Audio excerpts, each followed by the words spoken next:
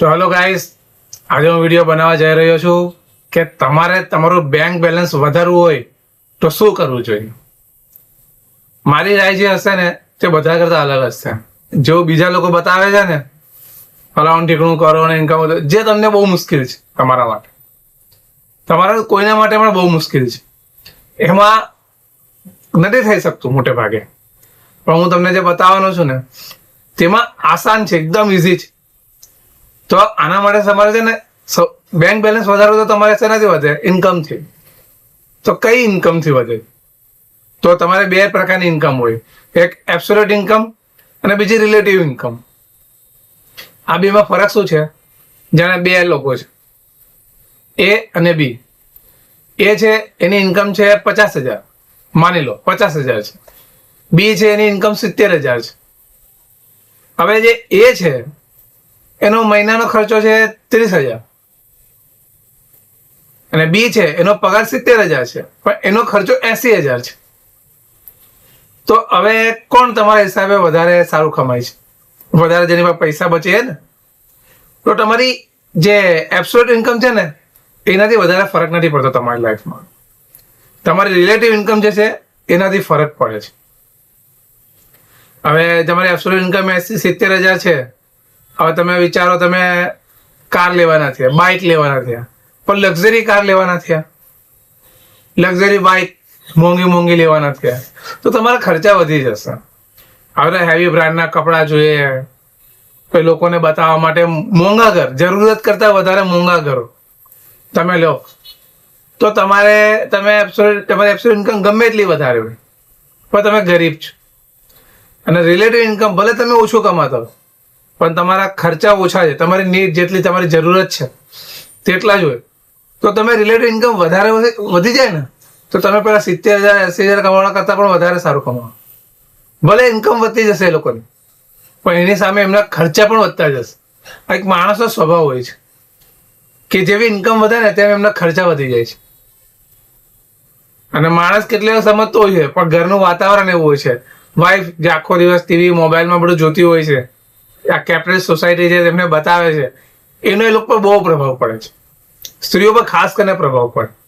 અને એ જ કહે છે મોટે ભાગે, જો ઘરોમાં કારો જે આવે છે, ઓછું કમાવાના ઘરે જે કારો હોય ને મોટે ભાગે વાઈફના કારણે આવે. કારણ કે તેમને દેખાડો વધારે હોય છે, તેના કારણે લોકો કારો હસબન્ડને જખ બનાવીને લેવી પડે. પછી એ હપ્તા પર તો થઈ જાય છે, એના દિમાગ પર પ્રેશર આવે છે, એ સુખ શાંતિ બધી છીનવાઈ જાય છે. વાઈફને એટલો ફરક નહીં પડે. હા, ફરક ક્યારે પડે? જ્યારે હસબન્ડની હેલ્થ ખરાબ થાય ને આના કારણે, ત્યારે લોકોને ખબર પડે કે અમે કેટલી ભૂલો કરી છે. તો આ એક છે. હવે તમને ઉદાહરણ તરીકે આપું, મારો એક ફ્રેન્ડનું જ ઉદાહરણ આપું. એ ભાઈ 30,000 કમાતા હતા ને, તો હંમેશા મારી 50,000 ઇન્કમ થઈ જાય ને તો યાર મારું આ થઈ જાય તે થઈ જાય, પણ નહીં થયું. કારણ કે જો 50,000 થઈ એટલે એની તરત એના ખર્ચા વધી ગયા. મેરેજ બી થઈ ગયા હતા, પછી બાઇક હેવી થઈ ગઈ, પછી બાઇક તો આવી, પછી કાર આવી. કાર તો આવી હાથે ભાઈએ ઘરે લઈ લીધું. હવે એની ઇન્કમ બહુ સારી છે,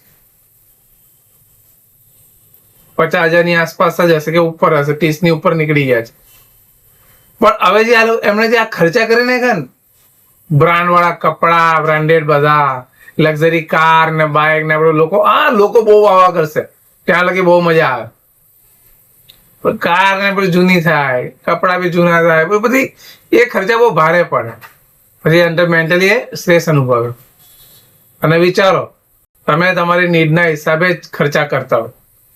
તમારી રિલેટિવ ઇન્કમ છે એ પેલા કરતા વધારે છે, તો રીચ કોણ થયા? તમે થયા, અમીર તમે થયા, એ નહીં.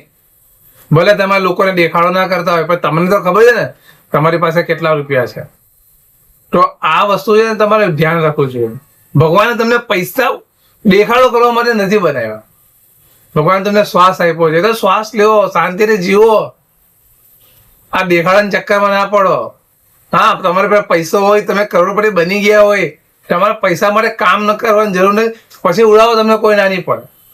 એ સારું કહેવાય સમાજ માટે. કેપિટલિસ્ટ જે આપણો સમાજ વ્યવસ્થા પૂંજીવાદ, એમાં એ લોકો જો ખર્ચા કરે ને, રૂપિયાવાળા લોકો કરે, અંબાણી લોકો ખર્ચા કરે ને, તો એ સારું કહેવાય એના માટે, એ લોકો માટે રોજગારનું કારણ બને. પણ તમે શું કામ કરો છો? તમારે તો ઇન્કમ નથી, ખાલી લોકોને વાવા માટે આ હેવી બાઇક, હેવી કાર લઈ લો, ઘર લઈ લો બધા, પછી હપ્તા ભરવાનું ફાફા. તો જો તમારે ઇન્કમ વધારવી, તમારે બેંકમાં બેલેન્સ વધારવું હોય ને, તો રિલેટિવ ઇન્કમ પર ધ્યાન આપો. એબ્સોલ્યુટ ઇન્કમ તમારી કેટલી બી હોય એનાથી ફરક નથી પડતો. તમારા ખર્ચા ઓછા હશે તો તમારી રિલેટિવ ઇન્કમ ઓટોમેટિક વધી જશે ને ઓટોમેટિક તમારું બેંક બેલેન્સ વધી જશે. કોઈ રોકેટ સાયન્સ નથી આમાં. તો થેન્ક યુ.